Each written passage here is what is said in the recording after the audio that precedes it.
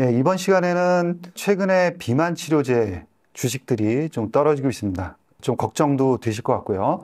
그래서 GLP-1 계열의 비만 치료제 시장을 지배하고 있는 일라이릴리 그리고 노보노디스크의 주가 하락에 대해서 좀 말씀을 드릴까 합니다. 상반기 동안 거의 그 일라이릴리와 노보노디스크가 헬스케어 시장을 지배하고 왔다, 이끌어 왔다, 이렇게 말씀드려도 과언이 아닙니다. 아마 대부분의 헤지펀드들이 이 두 종목을 가지고 수익을 내오지 않았나, 이렇게 생각하고요. 지난주 한 주간으로 11% 빠지면서 아마 이들 투자했던 주체들이 굉장히 깜짝 놀라지 않았나 싶습니다. 무슨 일이 있었냐라면 제가 보기에는 아주 큰 일이 있지는 않았습니다. 그런데 또 없다고도 볼 수가 없는 거죠. 그리고 그 영향이 어느 정도 크게 미칠 것이냐 하는 부분을 조금 정리해서 투자 전략을 세울 필요도 있다라고 생각을 합니다. 그런 점에 대해서 조금 더 자세하게 말씀을 드릴까 합니다. 일라이릴리하고 노보노 주가가 한 이틀에 걸쳐서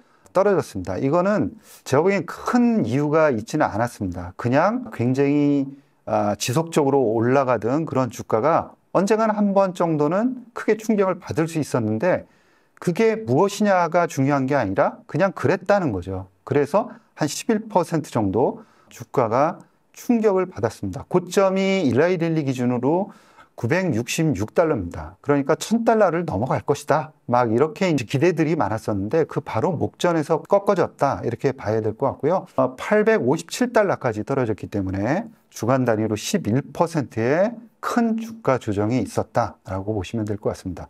그리고 이 주가 조정 폭은 2022년 이후에 가장 주가 하락폭이 컸던 겁니다. 그래서 더욱더 충격이 있고, 자, 그러면 어떡하지? 라는 지금 혼동, 이런 것들이 있을 수가 있습니다. 왜 그러냐면, 우리나라에도 이 노보노디스크하고 일라이릴리에 집중적으로 투자하는 ETF들이 생겼기 때문인 거죠.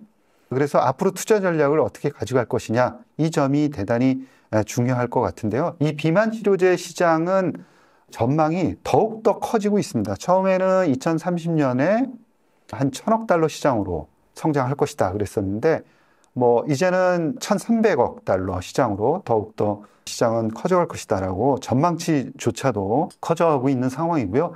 일라이릴리는 약 10조 원 정도의 자금을 투자해서 공장을 증설을 하겠다라고 이야기를 하고 있습니다. 10조 원 투자하겠다라고 이야기하는 거는 다른 회사들더러 더 이상 추격하지 마라, 이런 얘기인 거죠. 그래서 이 두 회사가 상당히 큰 시장 점유율을 오랫동안 점유할 것이다라는 기대감들이 있었고 그 기대감으로 인해서 주가가 계속해서 상승을 해왔던 거죠. 그러나 일부에서는 2028년부터는 경쟁체제로 조금씩 들어갈 것이다 라고 전망들을 하고 있습니다. 그래서 2029년도에는 약 18개 업체들이 아마 이 비만 치료제 시장으로 진입할 것이다 라고 이야기를 하고 있습니다. 그리고 경쟁의 그런 유형도 조금씩 달라지고 있죠. 지금처럼 무조건 살을 빼는 게 목적이 아닙니다. 그리고 서양인하고 동양인의 그런 살 빼야 되는 기준조차도 조금씩 다른 거죠.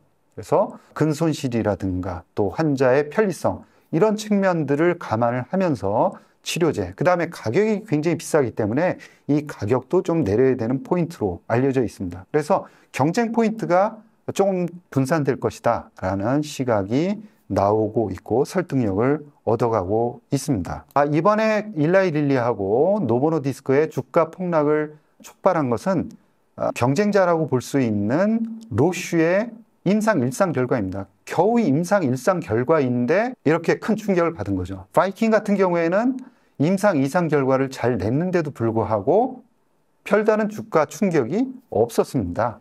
그렇죠? 이건 왜 그러냐?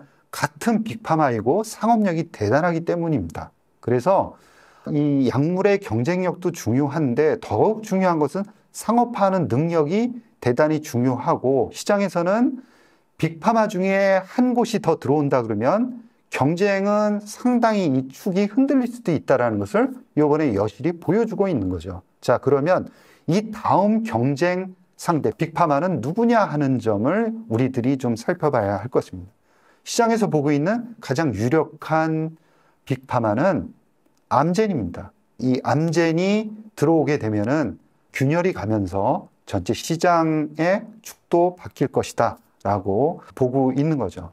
그래서 다음 주자로 이 암젠이 들어올 것이다 라고 생각하는 그 비중이 한 6, 7%는 되는 것 같습니다. 시장을 차지할 것이다 라는 6, 7% 정도 보고 있습니다. 요번에 이제 시장에 충격을 준 로슈 같은 경우에도 임상 1상 단계이긴 한데요. 4주간 치료 결과가 6%의 체중 감소를 보였습니다. 그러니까 상당히 체중 감소 효과 측면에서 뛰어났다. 그리고 안전성 측면에서도 이상이 없었다라는 거예요. 내약성도 확인을 하고 약물을 중단한 환자도 없었다. 이러한 데이터를 갖고 임상 이상으로 가겠다라고 이야기를 한 거죠. 그래서 투자자들은 이제 생각을 하는 겁니다.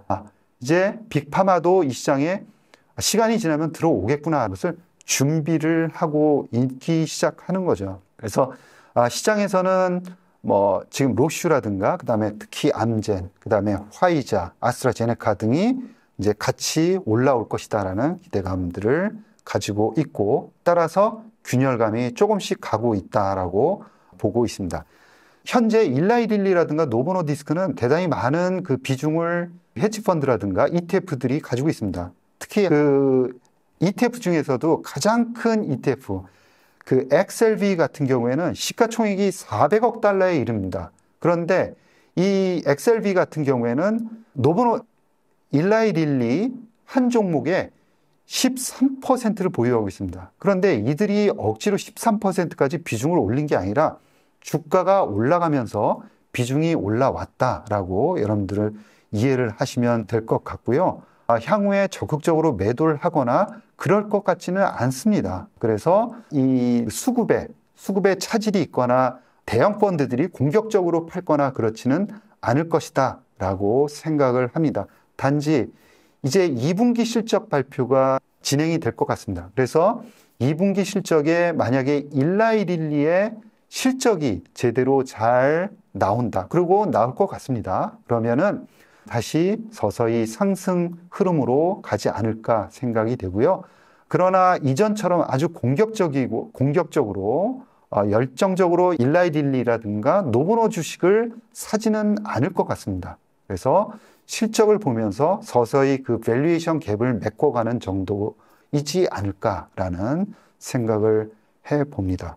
과거 일라이 릴리가 걸어온 주가 모습을 보면은 2023년도까지 완만한 상승을 해왔습니다. 그렇지만 2023년부터 장장 1년 6개월 동안 각도를 굉장히 높여서 급속도로 주가 상승이 있어 왔습니다.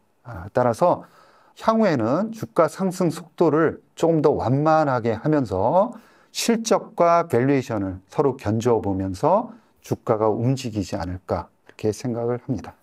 여러분 경청해 주셔서 감사합니다.